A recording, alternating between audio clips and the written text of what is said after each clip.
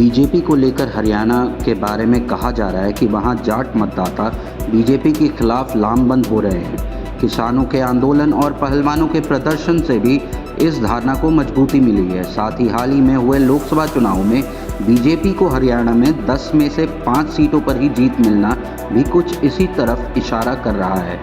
BJP के लिए इस निराशा भरे माहौल के बीच ही अक्टूबर महीने में वहां विधानसभा का चुनाव भी होने वाला है। ऐसे में भारतीय जनता पार्टी हरियाणा में एंटी इनकम्बेंसी से उबरने के साथ साथ जाट फैक्टर की काट के लिए भी एक नया सामाजिक समीकरण तैयार करने की कोशिश में लगा हुआ है।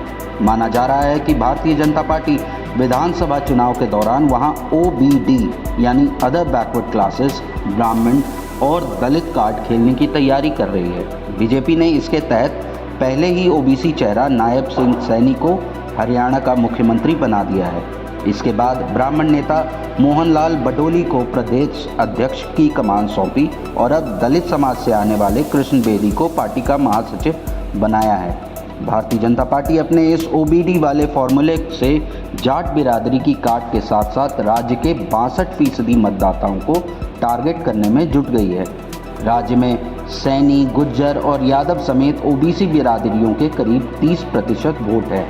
यह सबसे बड़ा सामाजिक समूह है। इसके अलावा वहाँ दलितों की संख्या भी करीब 20% बताई जाती है, जबकि ब्राह्मणों की संख्या वहाँ 10 से 12% के आसपास मानी जाती है। बीजेपी सूत्रों से प्राप्त जानकारी के अनुसार बीजेपी पहले से ही इस फॉर्मूले पर काम कर रही है और अब यह इसके साथ तीसरी बार चुनाव में जाएगी। गौरतलब है कि इन 3 समुदायों के अलावा हरियाणा में रहने वाले पंजाबी समुदायों का भी बीजेपी को अच्छा समर्थन प्राप्त है। पूर्व मुख्यमंत्री मनोहर लाल खट्टर भी इसी समुदाय से आते हैं। हरियाणा के करनाल, अंबाला और कैथल जैसे इलाकों में बड़ी आबादी पंजाबी मूल के लोगों की है। हरियाणा में बीजेपी कृष्ण बेदी के सहारे दलित मतदाताओं को साधने का प्रयास कर रही है।